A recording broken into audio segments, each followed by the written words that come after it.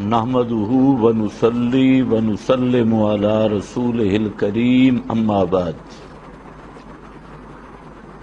طالب صاحب کی نشست پنجم کی جو سوم کے عنوان پر دو کلم منظر عام پر آئے، جن میں انہوں نے خوب تبرہ بازی کی اور گالم گلوچ سے اپنا دل ٹھنڈا کرنے کی کوشش کی۔ خود کہتا ہے تجھے تھوڑی سی گالیاں دوں تاکہ ہمارا دل بھی ٹھنڈا ہو اور لوگوں کو بھی پتہ لگے کہ ہم گالیاں بھی دے سکتے ہیں۔ طالب صاحب، لوگوں کو پتہ ہے کہ آپ کس کمپنی سے تعلق رکھتے ہیں اور گالیوں میں آپ کو کتنی مہارت ہے اور کہاں سے آپ نے سیکھی ہیں۔ پھر کہتا ہے ایسی ایسی گالیاں سنائیں گے جو مرزا قادیانی کے مناظرے میں پیش کی گئی تھی۔ بہت اچھے، مرزا قادیانی بھی آپ ہی سے نکلا تھا اور آپ کی تہذیب مرزا قادیانی سے بالکل ملتی ہے، اس لیے اگر دلائل کا جواب گالیوں سے بنتا ہے تو انشاءاللہ العزیز یہ دنیا فیصلہ کر لے گی۔ اور طالب صاحب، آپ کو پتہ نہیں ہے، میں تو اہل حدیث حضرات کی کافی رعایت کر کے صرف آپ کو مخاطب کر رہا ہوں، اور میں نہیں چاہتا کہ آپ کی گندگی اہل حدیث حضرات پہ بھی ڈالی جائے، ورنہ اللہ کے فضل سے آپ نے اگر تجربہ کرنا ہو تو آپ کو ہم بھی وہ سنا سکتے ہیں کہ تیری آنے والی نسلیں بھی کانپ جائیں، لیکن ہم اپنی زبان کو فی الحال گندا نہیں کرنا چاہتے۔ میں آپ کو ریکویسٹ کروں گا کہ انسانیت کے دائرے میں بات کریں اور کم از کم شیشہ دیکھ لیا کریں کہ آپ کے چہرے پہ کتنی خوبصورت داڑھی ہے اور منہ سے کتنی بدبودار گالیاں نکلیں، تو یہ آپ کی شایان شان نہیں ہے۔ بہرحال طالب صاحب نے حسب عادت میری کسی بات کا جواب نہیں دیا۔ ہم نے پچھلے کلپوں میں 18 روایات 14 آیات پیش کی تھی کہ قرآن کریم کے مقابلہ میں کوئی روایت نہیں چل سکتی۔ فرمان رسول صلی اللہ علیہ وسلم بیان قرآن ہے، اور جو روایت کسی قرآن مقدس کی نسختی سے ٹکرائے گی تو روایت میں تعویل ہوگی۔ اگر تعویل نہیں ہو سکتی تو اس روایت کی نسبت امام الانبیاء صلی اللہ علیہ وسلم کی طرف یا صحابہ کرام کی طرف نہیں کی جائے گی۔ اس پر ہم نے متعدد حوالہ جات پیش کر دیے، لیکن طالب صاحب نے جواب نہیں دیا۔ اور اس کے ساتھ طالب الرحمن کا یہ دعویٰ تھا قرآن کریم کے مد مقابل جو روایت نہیں مانتے ایسے لوگ منکرین حدیث ہیں، جیسا کہ اس کے پہلے کلم میں موجود ہے۔ تو اس پر انہوں نے مسئلہ پیش کیا مچھلی اور گدھے کا۔ تو میرا یہ مطالبہ تھا کہ مچھلی اور گدھا کے مسئلہ میں تقابل ثابت کریں، اور تقابل کی صورت یہ ہے کہ قرآن کریم کی نسختی پیش کریں جس میں مچھلی کو حرام اور گدھا کو حلال کہا گیا ہو، تاکہ حدیث کے ساتھ تقابل ثابت ہو۔ تو طالب الرحمن صاحب 5ویں کلپ کی بھی کئی نشستیں کر چکے ہیں، لیکن اب تک ایسی آیت پیش نہیں کی جس میں مچھلی کو حرام کہا گیا ہو اور گدھا کو حلال کہا گیا ہو۔ تو بیچارہ کبھی کسی آیت کی طرف جاتا ہے اور پھر بھاگ کے کسی آیت کی طرف جاتا ہے، لیکن پورے قرآن پاک میں ایسی آیت طالب صاحب کو نہ ملی اور نہ مل سکتی ہے۔ جس طرح طالب الرحمن صاحب نے ایک حدیث خود گھڑی، تو میرا خیال ہے اب آیت گھڑنے کے چکر میں بھی بزرگوں کا نام بھی لیتا ہے اور خود اس چکر میں ہے کہ کسی طرح آیت میں گھڑ لوں، طالب الرحمان صاحب قیامت آ جائے گی آپ کو ایسی آیت قرآن مقدس سے نہیں مل سکتی۔ اس کے ساتھ میں نے بعض احادیث کا پچھلے کلپ میں حوالہ دے دیا۔ میں نے جو آیات پیش کی تھی عظمت قرآن پر، ان میں سے چند ایک کا حوالہ سن لیں۔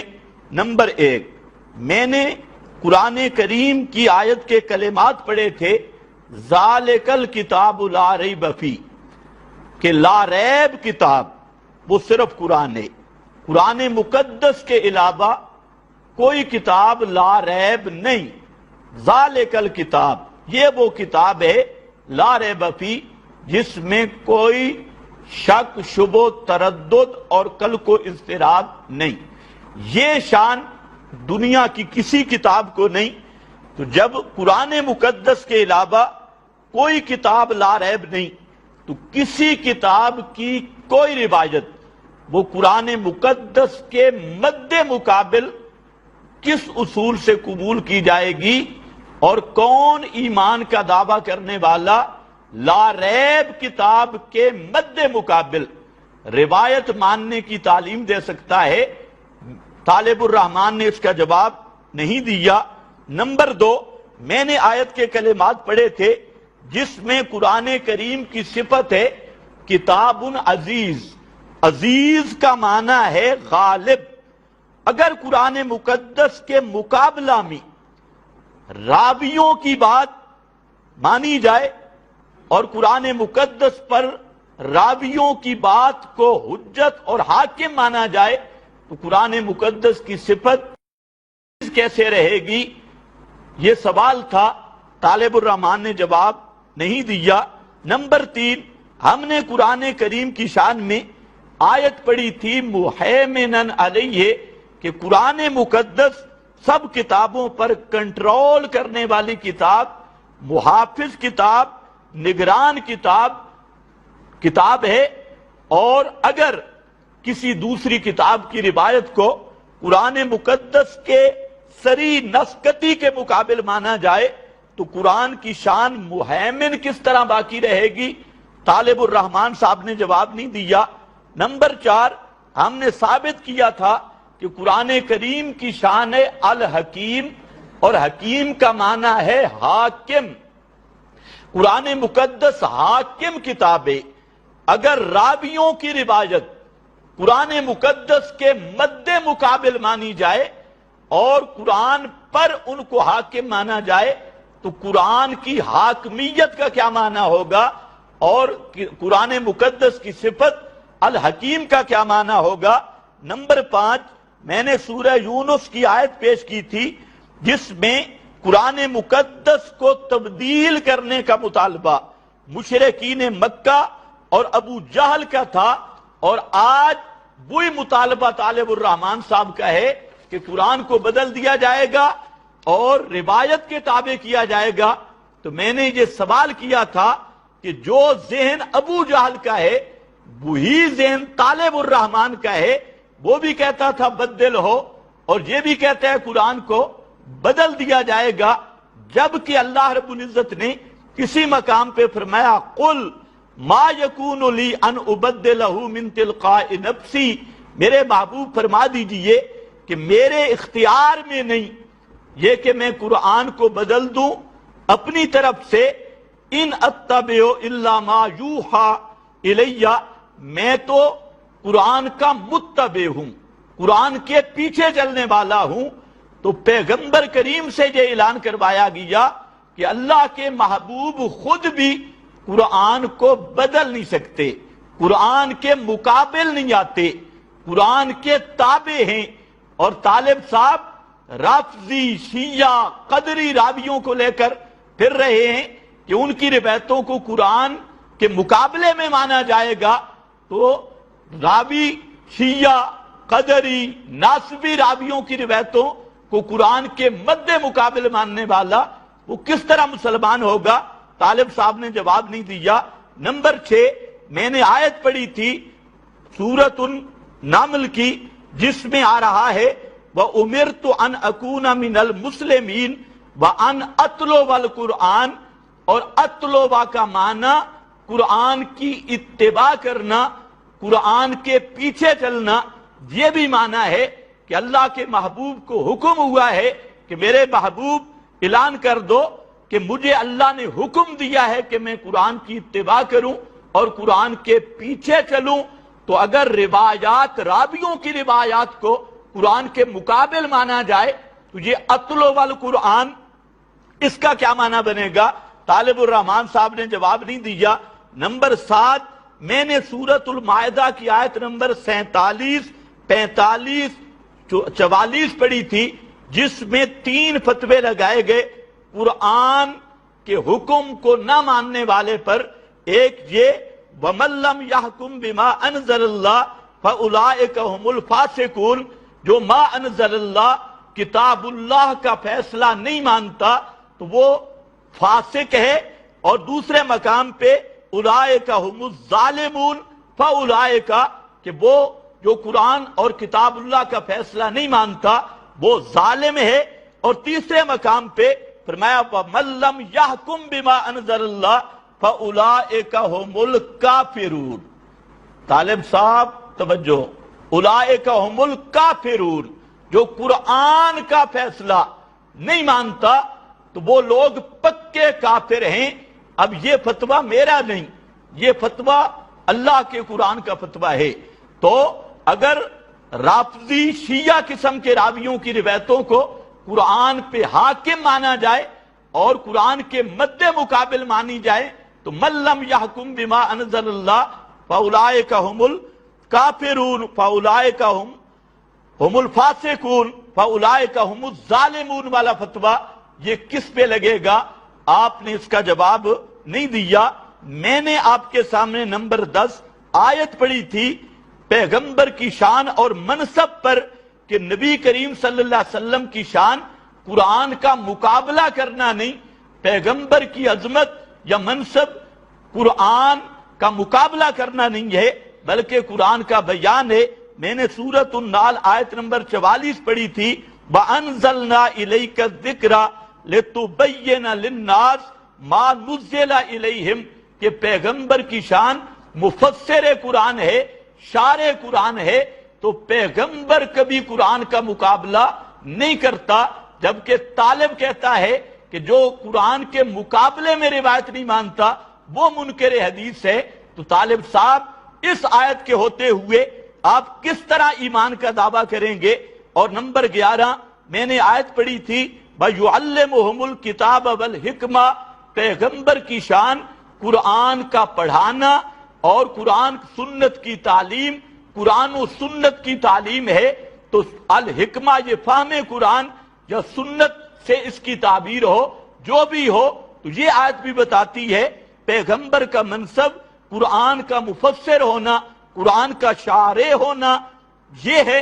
اور اسی پر وہ جو طالب صاحب یہودیوں کی طرح جمعہ کی تقریر کا ایک نامکمل ٹکڑا ہر جگہ پہ پھیلا رہے ہیں، اس کی وضاحت اور پوری تھوڑا سا 2 منٹ اور بھی سن لیں۔ یہ مثال تو تب دیتا کہ قرآن کہتا گدھا حرام ہے اور حدیث کہتی حلال ہے، یا قرآن کہتا حلال ہے اور حدیث کہتی حرام، تب مقابل بنتا تھا نا۔ یا مچھلی کے بارے میں قرآن کہتا حلال، حدیث کہتی حرام، تقابل تب بنتا تھا۔ اس لیے یاد رکھو پیغمبر کا فرمان وہ قرآن سے ماخوذ ہوگا۔ اب یہ ہے نا آپ کے سامنے یہ بخاری سے پیش کیا، اب یہ حدیث آئی کہاں سے؟ قرآن پاک سے۔ قرآن کیونکہ پیغمبر شارح ہے، قرآن متن ہے۔ لِتُبَيِّنَ لِلنَّاسِ، حدیث نام کس چیز کا ہے؟ حدیث نام ہے قرآن کی تفسیر کا۔ تو تفسیر متن سے ٹکرائے، کچھ عقل بھی خدا دے تو اس کو استعمال کرنا چاہیے۔ پیغمبر کا فرمان کبھی خدا کے کلام سے نہیں ٹکرا سکتا، اور جو چیز قرآن سے ٹکرائے اسے پیغمبر کی طرف نسبت کرنے والا اتمام حجت کے بعد پھر اسے پیغمبر کی حدیث سمجھنے والا اصل کافر اور بے دین وہ شخص ہے. تاکہ آپ کو پتہ چل جائے. میں نے اسی بات پر، اسی موضوع پر بات کی تھی کہ پیغمبر کریم کی زبان، پیغمبر کی حدیث اور پیغمبر کا فرمان وہ قرآن مقدس کی شرح ہے اور پیغمبر کی حدیث کا ماخذ قرآن ہے. اس پر میں نے آپ کے سامنے سورۃ الاعراف آیت نمبر 157 پیش کی تھی، جس میں پیغمبر کے منصب میں یہ آ رہا ہے وَيُحِلُّ لَهُمُ الطَّيِّبَاتِ وَيُحَرِّمُ عَلَيْهِمُ الْخَبَائِثَ کہ پیغمبر طیبات بتلاتا ہے اور خبائث خبیث چیزوں کو پیغمبر حرام بتلاتا ہے. تو جس چیز کو حدیث میں حرام کہا گیا اس کا ماخذ یہ الخبائث، یہ سورہ الاعراف کی آیت نمبر جو 157 یہ جو میں نے پڑھی تھی جو حرم علیہم الخبائث، تو ہر وہ روایت اور پیغمبر کا فرمان اور حدیث جس میں خواہ گدھا کو حرام کہا گیا یا طالب الرحمن کو حرام کہا گیا یا اس جیسے اور جانوروں کو حرام کہا گیا، جس حدیث میں بھی کسی جانور کو حرام کہا گیا اس کا ماخذ یحرم علیہم الخبائث ہے. یہ قرآن مقدس کی آیت اور پیغمبر کی ہر وہ حدیث اس آیت کا بیان ہے، کیونکہ پیغمبر کا منصب بیان قرآن ہے اور پیغمبر کریم نے جن چیزوں کو حلال بتلایا ہے تو اس میں یحل لہم الطیبات یہ اس کا ماخذ ہے اور اس کا وہ بیان ہے. یہ بات میں پہلے کلپوں میں بھی وضاحت و صراحت سے کر چکا ہوں، لیکن طالب الرحمن صاحب گدھے کا ذکر کرتے کرتے اب اس کا دماغ بھی بالکل گدھے جیسا بن گیا ہے اور نہ قرآن سمجھ آتا ہے اور نہ حدیث سمجھ آتی ہے. یہ میں نے کہا وہ جمعے کی تقریر میں بھی کہ پیغمبر کی حدیث وہ قرآن کا بیان ہے اور قرآن سے ماخوذ ہے. اس لیے طالب صاحب غصہ تھوک دیجئے، آپ تو میرا شکریہ ادا کریں کہ آپ کو حدیث کا ماخذ میں نے بتا دیا. باقی یہ آپ جھوٹ چلا رہے ہیں بار بار کہ میں نے صرف قرآن کی بات نہیں کی کہ صرف قرآن سے دکھاؤں گا. یہ صرف قرآن کا لفظ آپ نے بڑھایا. میں نے کہا قرآن سے بھی حدیث سے بھی، اور مطلب یہی تھا کہ اصل ماخذ قرآن ہے اور اس کی شرح حدیث ہے. تو اس کے مطابق آپ کے سامنے یہ سورۃ الاعراف کی آیت نمبر 157 آ گئی تو ماننے والے کے لیے تو یہ کافی ہے. اور اگر ابو جہل کی طرح ضد پہ آ جائے تو وہ تو بار بار کہتا ہے کہ منہ مانگی فرمائش ہو، جو میں معجزہ مانگتا ہوں وہ معجزہ اور وہ آیت ہو. قرآن مقدس کی یہ آیت ہر قرآن پر ایمان رکھنے والے کے لیے کافی ہے کہ جو پیغمبر کے منصب سے واقف ہے اور پیغمبر کی حدیث کو جانتا ہے کہ وہ قرآن کی شرح اور بیان ہے. تو یہ خبائث ہر وہ چیز جس کو پیغمبر نے حرام بتلایا، گدھا ہو یا اس کے علاوہ درندے کوئی چیز بھی ہو، تو اس کا ماخذ یہی ہے الخبائث، یہی آیت ہے. اور جن چیزوں کو پیغمبر کریم نے حلال بتلایا اس کا ماخذ یہی طیبات ہیں. دعا کریں اللہ کرے طالب الرحمن صاحب کو بھی یہ بات سمجھ آ جائے، لیکن عقل بہت موٹا ہے بڑی مشکل. تو بہرحال میں نے یہ بات کی اور وعدہ کے مطابق قرآن سے بھی حدیث سے بھی مسئلہ ثابت ہو گیا. جو میں نے وعدہ کیا تھا وہ تو میں تیسرے کلپ میں اس کی پوری وضاحت کر چکا ہوں، لیکن طالب الرحمن نے کہ گدھے کی ٹانگ پکڑے ہوئے یا کان کھانے کے لیے وہ اس کے ساتھ گدھے کے ساتھ مشغول ہیں، ان کو یہ بات سمجھنے کی فرصت ہی نہیں ہے. نمبر 12 میں نے مچھلی کی حلت پر 2 آیتیں پڑھی تھی. ایک سورۃ النحل کی آیت نمبر 14 اور اس پر آپ پچھلے کلپ سن لیں. اہل حدیث علماء اور غیر اہل حدیث سب مفسرین کے حوالے پیش کیے کہ یہاں پر جو قرآن کریم نے لِتَأْكُلُوا مِنْهُ لَحْمًا طَرِيًّا ذکر کیا اس میں مچھلی ہے اور اس سے مراد مچھلی ہے. یہ حوالہ جات گزر گئے. طالب صاحب سے گزارش یہ ہے کہ مفسرین حضرات نے قرآن مقدس کا یہ معنی صحیح کیا یا نہیں. اگر مفسرین نے یہ معنی صحیح نہیں کیا تو جرأت کر ان مفسرین کو ذرا محرف کہے. اگر ان کو محرف نہیں کہتا تو اپنے کفر کا اقرار کر. دو میں سے ایک چیز ہے، یا تو آیت کا منکر ہے یا مفسرین نے اس آیت کا معنی صحیح بیان کیا اور آپ کی کھوپڑی میں یہ معنی نہیں آ رہا. نمبر 13 میں نے آیت پڑھی تھی سورۃ المائدہ کی، آیت نمبر غالباً 96 ہے.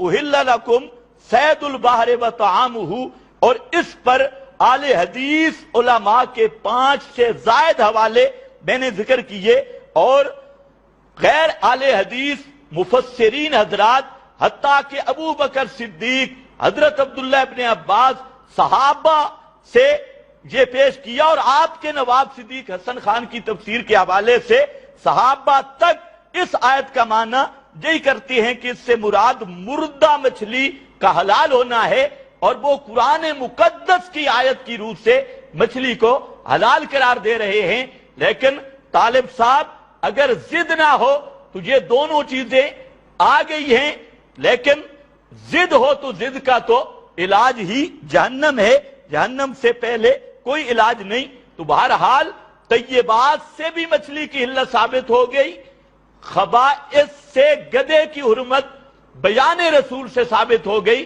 کیونکہ پیغمبر کا وہ منصب ہے. اور یہاں یہ دو ایتے سپیشل جس پر اہل حدیث غیر اہل حدیث کے بے شمار حوالے میں نے پیش کر دیے، وہ ثابت ہو چکی ہے. باقی رہ گیا آپ نے جو گالیاں دی ہیں، تو گالیوں سے طالب الرحمن صاحب جواب نہیں بنتا. دلائل کا جواب دلائل سے دیا جاتا ہے، دلائل کا جواب گالیوں سے دینا یہ صرف اپنے نسب کو مشکوک کرنا ہے اور اپنی تہذیب کا اظہار کرنا ہے. اس لیے آپ نے جتنی گالیاں دی ہیں وہ سب کی سب میں بطور ایصال عذاب کے آپ کو بطور ہدیہ کے واپس کرتا ہوں، قبول فرما لیں. اس کے ساتھ کلپ کے دوسرا حصہ، اس میں طالب الرحمن صاحب کی بعض جہالات کا میں ذکر کروں گا کہ اس نے اس حصہ میں بعض ایسی جہالتوں کا ارتکاب کیا کہ الامان بالحفیظ. پہلے یہ بات سمجھ لیں کہ رافضیوں کا ایک فرقہ ہے مفوضہ، جن کا یہ کفریہ عقیدہ ہے کہ حلال و حرام کے تمام احکام کا اختیار نبی کریم صلی اللہ علیہ وسلم اور ائمہ کے سپرد کر دیا گیا. لیکن طالب الرحمن کا عقیدہ رافضیوں کے اس عقیدے سے بھی بدتر ہے. طالب الرحمن وہ تو رافضی تو عطائی تفویضی اختیارات مانتے ہیں کہ اللہ نے اختیارات تفویض کر دیے حلال و حرام کے، لیکن طالب الرحمن کی کھوپڑی اتنی خراب ہو چکی ہے کہ طالب الرحمن کہتا ہے نبی کریم اللہ تعالیٰ کے مقابلے میں تحلیل و تحریم کا اختیار رکھتی ہے. اور بار بار اس کے کلپ سنیں، آپ کو یہی لفظ ملیں گے، یہ حدیث قرآن سے ٹکرا رہی ہے اور حدیث مانی جائے گی، قرآن نہیں مانا جائے گا. تو طالب الرحمن کا یہ عقیدہ رافضیوں کے فرقہ مفوضہ سے بھی زیادہ خطرناک ہے کہ اللہ تعالیٰ کے مقابلہ میں، قرآن کریم کے مقابلہ میں نبی کریم صلی اللہ علیہ وسلم کو تحلیل اور تحریم کا اختیار حاصل ہے. ایک تو یہ بات ذہن میں رکھ لیں کہ شارع حقیقی، حاکم حقیقی ہونا یہ اللہ تعالیٰ کے صفات خاصہ میں سے ہے. ان الحکم الا للہ، یہ اللہ تعالیٰ کی صفات میں سے ہے. پیغمبر کا حکم اس حیثیت سے مانا جاتا ہے کہ پیغمبر احکام الہی کا شارع ہے، مفسر ہے، مبین ہے. لیکن پیغمبر کریم کے متعلق یہ بہتان لگانا کہ اللہ کے پیغمبر اللہ کے مقابلہ میں تحلیل و تحریم کے اختیار رکھتے ہیں، یہ نبوت کا بھی انکار ہے اور الوہیت الہی کا بھی انکار ہے. مشرکین مکہ اپنے معبودوں کو اللہ تعالیٰ کے مقابل اور اللہ تعالیٰ کے برابر وہ بھی نہیں سمجھتے تھے، بلکہ وہ بھی اپنے معبودوں کو سفارشی سمجھتے تھے اور قرب الہی کا ذریعہ سمجھتے تھے۔ لیکن طالب الرحمن کا یہ عقیدہ ابو جہل کے عقیدے سے بھی خطرناک ہے کہ نبی کریم صلی اللہ علیہ وسلم اور اللہ تعالیٰ کا یہ بدبخت مقابلہ کرا رہا ہے، اور پھر اللہ تعالیٰ کے مقابلہ میں روایت کو ترجیح دے رہا ہے، اور وہ بھی راوی بھی درمیان والے، ان کی بات مان کر۔ تو طالب الرحمن صاحب غصہ نہ کیجئے، آپ کا یہ کفر کس درجے کا ہوگا آپ ذرا خیال فرما لیں۔ 5ویں کلپ کی نشست سوم میں طالب صاحب فرماتی کہ ہم نے مچھلی کے بارے میں گفتگو کی کہ مچھلی میتا میں آتی ہے، میتا میں آتی ہے، ماشاءاللہ۔ طالب صاحب آپ ذرا اپنا کلپ سنیں۔ آپ نے ثابت کیا کرنا تھا کہ مچھلی کو بغیر ذبح کر کے بسم اللہ پڑھ کے کھانے کا حکم قرآن نے دیا ہے، مچھلی کو ذبح کر کے حکم قرآن نے دیا ہے۔ طالب صاحب یہ آیت کہاں موجود ہے؟ 30 پاروں والے قرآن سے یہ آیت نکالیں، اور آپ کی جان نہیں چھوٹ سکتی اگر مجھ پہ اعتبار نہیں، ذرا سنیں اپنی گفتگو۔ لہٰذا آپ کو تازہ مچھلی کھانے کے لیے بھی اسے اللہ کے نام پر ذبح کرنے کا حکم قرآن دے رہا ہے۔ لہٰذا آپ کو تازہ مچھلی کھانے کے لیے بھی اسے اللہ کے نام پر ذبح کرنے کا حکم قرآن دے رہا ہے۔ سن لیں، آپ نے سن لیا۔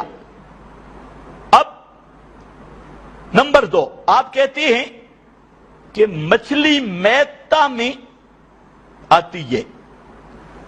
میں نے آپ کے اس پورے کلپ کا جواب دیا، لیکن آپ نے اس پر تبصرہ کرنے کی بھی جرات نہیں کی، تو کس منہ سے آپ مچھلی کو المیتا کا فرد قرار دے رہے ہیں، جبکہ آپ نے جتنی عبارتیں پڑھی تھی اس کا جواب پہلے گزر گیا۔ جتنی عبارتیں پڑھی تھی تو عبارتیں اس پر پڑھتے ہیں کہ مچھلی میتا سے مستثنا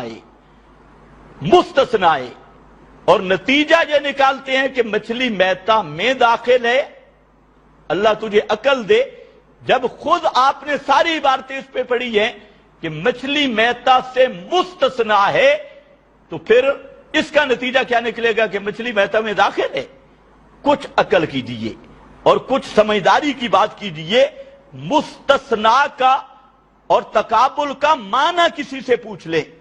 جب مچھلی میتا سے مستثنا ہے تو انما حرم علیکم المیتا، حرمت والے حکم سے مچھلی مستثنا ہوگی، اور آپ نے تو ثابت کرنا ہے کہ قرآن نے مچھلی کو حرام کیا۔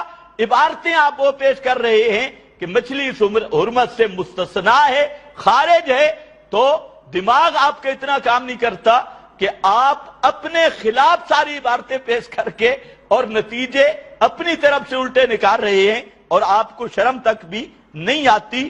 تو اس لیے میری گزارش یہ ہے کہ ان عبارتوں پر دوبارہ ذرا توجہ فرما لیں۔